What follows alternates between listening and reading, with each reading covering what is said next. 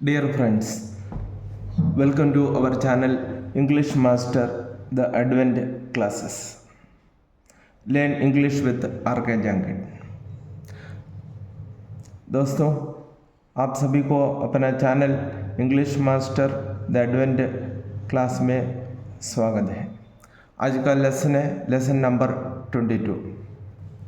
आज हम ये सीखने जा रहे हैं कि हिंदी वाक्यों के अंत में रहा है, रही है, रहा हूँ, रही हूँ, रहे हैं, हुआ हूँ, हुई है, हुए हैं में अंत होने वाले हिंदी वाक्यों को अंग्रेजी में हम कैसे बनाएंगे या अंग्रेजी में हम कैसे बोलेंगे। जो आपको पता है, सब्जेक्ट एक वचन भी होता है, बहुवचन भी होता है। एक वचन सब्जेक्ट का उदाहरण मैंने पिछले लेसन में आपको करवाया था। ही, शी, किसी का नाम। इधर मैंने उदाहरण के लिए अरुण लिखा है। My brother, my mother, the student, my friend आदि। इसे हम एक व्यक्ति का बोध कराते हैं तो हम इसे सिंगुलर सब्जेक्ट कहते हैं।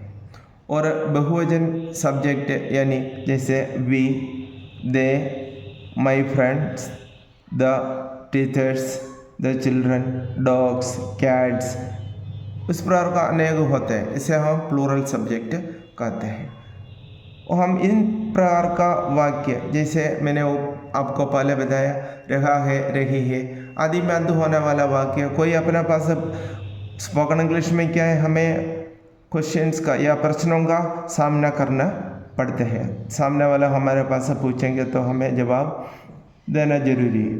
इस प्रकार हम जवाब देने के लिए हमारे मन में ये होना चाहिए कि सामने वाला क्या बोलते हैं या क्या बोल रहे हैं, उसको तुरंत हमें सुनकर इसका अंग्रेजी बनाना सीखना है। इसका पहला हम सब्जेक्ट को पहचानना है और फिर अभी हम सीख रहे हैं इस टेंस को हम बोलते हैं प्रेजेंट कंटिन्यूअस बोलते हैं। प्रेजेंट कंटिन्यूअस टेंस में हेल्पिंग वर्ब कौन सा है? एक तो है सिंगुलर सब्जेक्ट का हेल्पिंग वर्ब इज होता है, प्लूरल सब्जेक्ट का हेल्पिंग वर्ब आर होता है, ए आर ई आर होता है। अगर सब्जेक्ट आई यानी मैं हो तो एम होता है। फिर एक खास बात यह है, इज, आर, एम, इसका बाद वर्ब में आईएनजी फॉर्म लगता है। सभी आईएनजी फॉर्म लगते हैं। और फिर ऑब्जेक्ट हो तो अपन को ऑब्जेक्ट लिखना है। और आपको पहले ही मैंने बताया, वाक्य अफर्मेटिव होता है, नेगेटिव होता है, इंटरोगेटिव दो प्रकार की होती है। आप अपना चैनल सब्सक्राइब नहीं किया तो सब्सक्राइब करके आपका दोस्तों को भी बताएं, लाइक करें, कमेंट करें।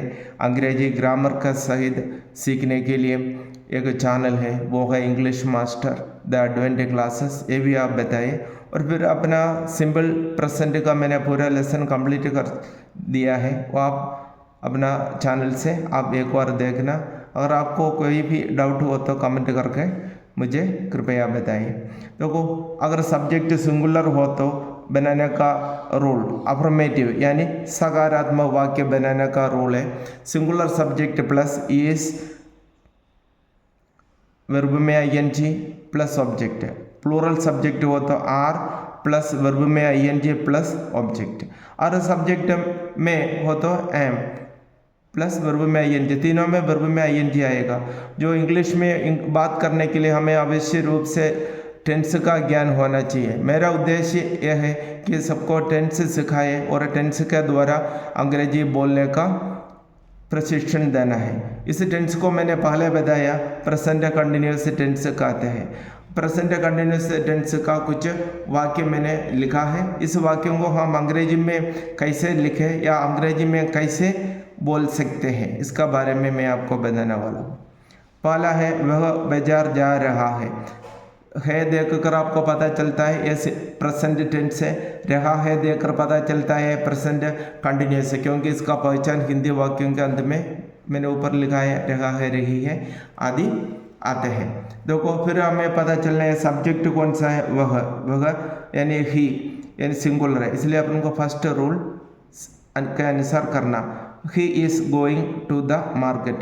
इसमें देखकर मैं आपको ऊपर का गोल्डन रूल एक और बताऊंगा। Subject plus helping verb is plus verb में आईएनजी और फिर ये तो हम बोलते हैं प्रीपोजिशनल फ्रेज बोलते हैं। ऑब्जेक्ट का स्थान पर यह आपको लिखना है। देखो सेकंड है हम खाना खा रहे हैं।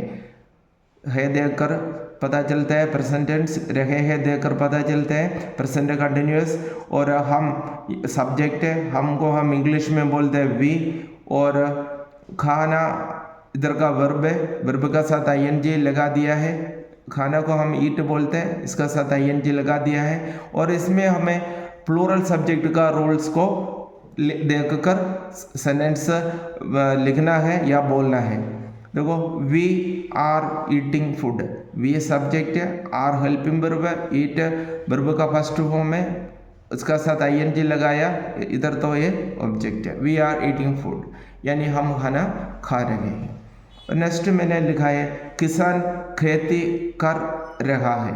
इसमें है देखकर आपको पता चलता है या प्रेजेंट टेंस है, रहा है देखकर पता चलता है प्रेजेंट कंटिन्यूअस है।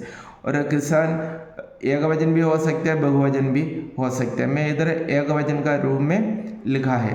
खेती करने को हम बोलते हैं फार्म, FARM फार्म, और ING लगा दिया। देखो खेती कर, किसान को हम फार्मर बोलते हैं, द फार्मर सिंगुलर है, इज फार्मिंग, किसान खेती कर रहा है। और नेक्स्ट है वे मकान बना रहे हैं। वे यानी दे बहुवचन है, हम अपना बहुवचन का हिसाब से सब्जेक्ट है, हेल्पिंग वर्ब आर, वर्ब में ING और फिर ऑब्जेक्ट है हाउसेस। कैसे बनाएंगे? वे को हम इंग्लिश में दे बोलते हैं। और अपना पिछला लेसन में एक वचन सब्जेक्ट और बहुवचन सब्जेक्ट का उदाहरण मैंने दे रखा है। आज चैनल सब्सक्राइब करके वो सीखने का प्रयास करें। दे आर बिल्डिंग हाउसेस, वे मकान बना रहे हैं। देखो अगला है पापा हमें बुला रहे हैं। इधर काम करने वाला पापा है, यानी हम इंग्लिश स्पोकन इंग्लिश में पापा बोलो कोई बात नहीं। पापा एक वचन है इसलिए इस लगाया, बुलाने को कॉल बोलते हैं, कॉल में ING लगाया, और किसको हमें, अस यानी हमें। देखो पापा हमें बुला रहे हैं, पापा इज कॉलिंग अस। मुझे लगता है आपको समझ में आ गया है। और प्रेजेंट कंटिन्यूअस का पिछले एक और लेसन मैंने किया था, और आप उस लेसन भी देखना, उसमें गोल्ड रूल्स देखना, और हेल्पिंग वर्ब बिल्कुल दिमाग में रखना, इज आर एम। आपको इससे लेसन पसंद आ गया तो लाइक करें, कमेंट करें, सब्सक्राइब करें। Thanks for watching.